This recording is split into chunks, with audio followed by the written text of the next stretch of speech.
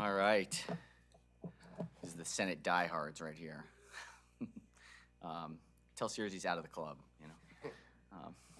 Yeah. No, it's great to see you all this morning. Good morning. This is another Friday after a very, very long and busy week. Oh, very good. Excellent. Adding to the crew. I am so pleased today to be joined by Senator Zucker, the chair of our Capital Budget Subcommittee, and believe Senator Jackson was stuck in traffic, so he will be hopefully joining us today as the caucus vice chair and talking about some of the issues around pensions. Of course, St. Patrick's Day is on Sunday, and so hope everyone is planning to celebrate in the way that they choose. We had the Irish American Caucus and had the pleasure of earning the Legislator of the Year award, which was, I would say, the thing hardest I've ever worked for an award was the Irish American Caucus Award legislator. All I did was just get born. So, you know, it was a strong day. In all seriousness, though, it's a really, really important time. We've had a very busy week. This has been incredibly intense, but I am so proud of the Senate right now. We had a record for, at least in my tenure as a presiding officer, where we passed 111 pieces of legislation through the Senate in a single session without consent calendars. It was a lot of work touching on some of the most important issues that we have to deal with here in the state of Maryland. But we're not done yet, and we're nearly halfway there with crossover on Monday, and we have another busy day ahead of us today.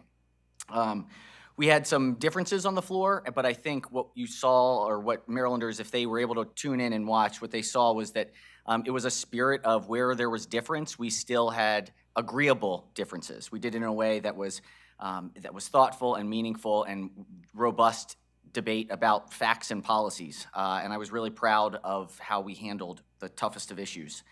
And of course, we have another important issue that matters to the 6.5 million Marylanders who may see or hear the news today. We've been clear here in the Senate since the beginning of the year, for months, alongside with the governor and with the chairs and leadership of this Senate, that we will not be considering wholesale or significant increases to Maryland's income or sales tax. Full stop. Let me tell you why. When we started with the state budget the governor sent us in January, it was balanced and did not raise new revenue and invested in all of our collective priorities. The reason, after all, is that over the last few years, we have stockpiled reserves and prepared for exactly this moment. For 3 years, we've been putting money away in the state's rainy day fund, and we knew that additional federal funds were not going to last forever.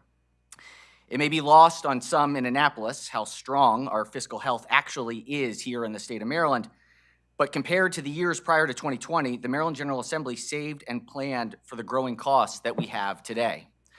So here's the bottom line. In the budget that the Senate fully funded yesterday, we invested in all of our commitments, we invested in all of our priorities, and we continued to save a record amount of money in the rainy day fund for future fiscal uncertainties.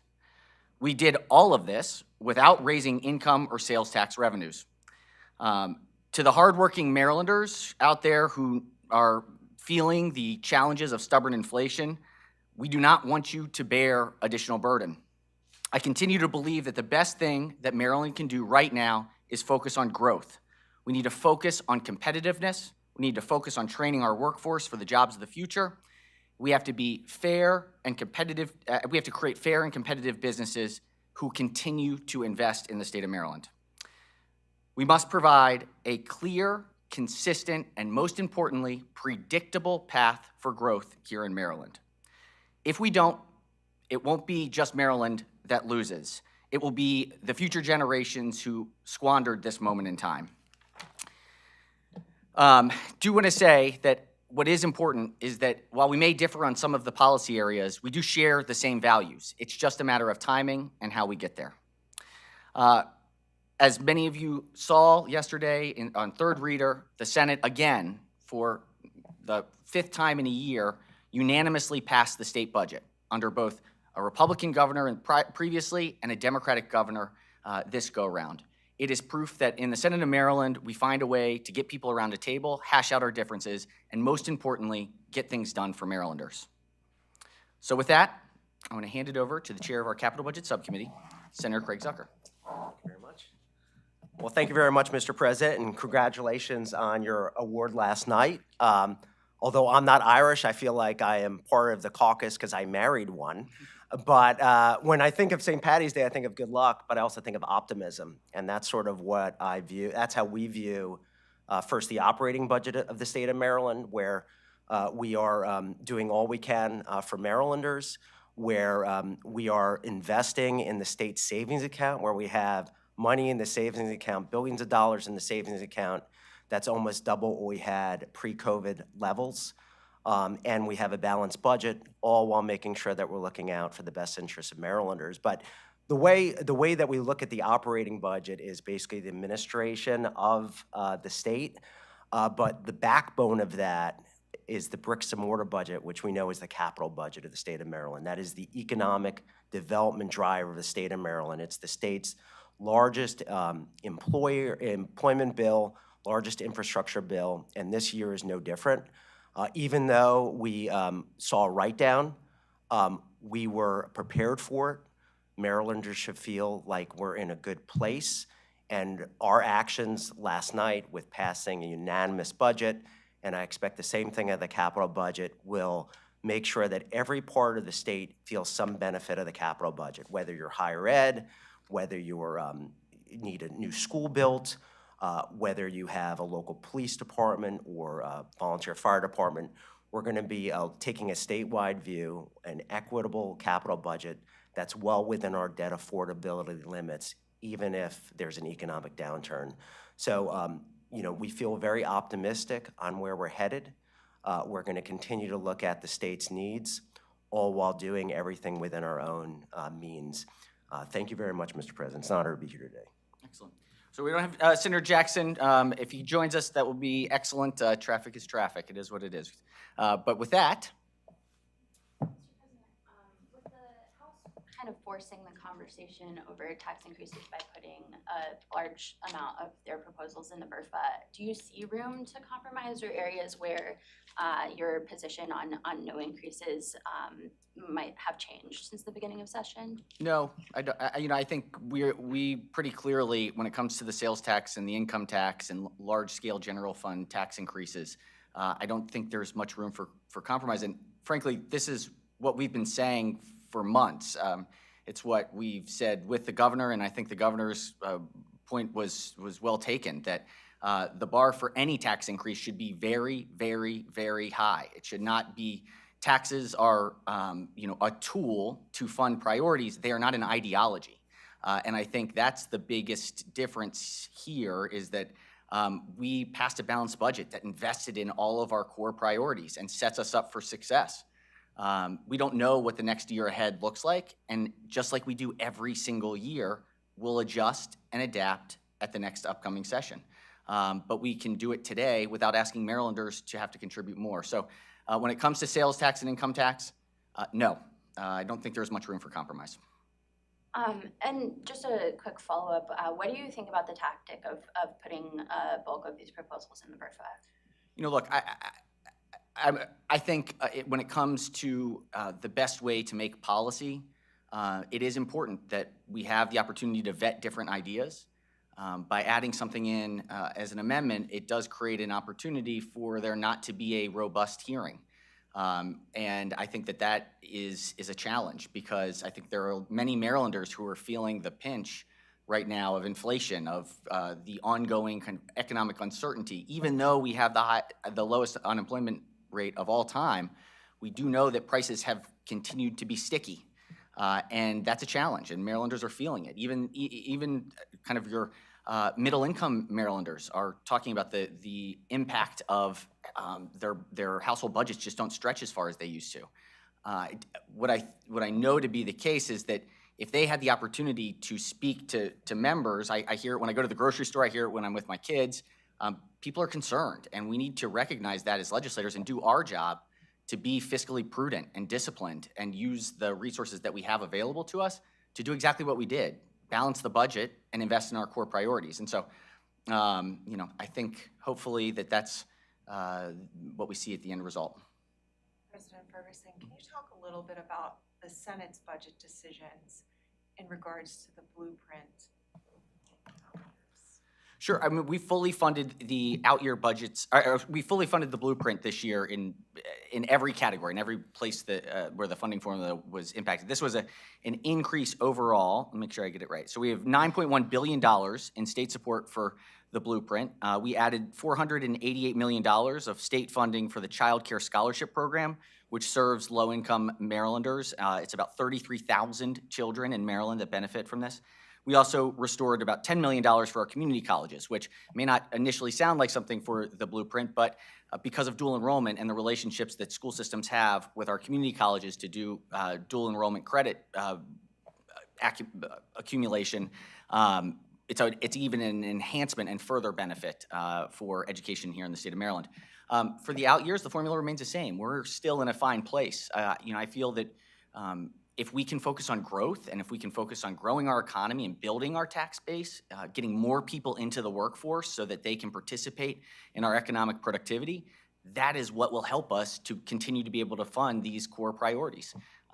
Growth is the key here. And I think when you stop thinking about growth and you stop thinking about economic productivity, that's when you have a spiral that takes us in the wrong direction.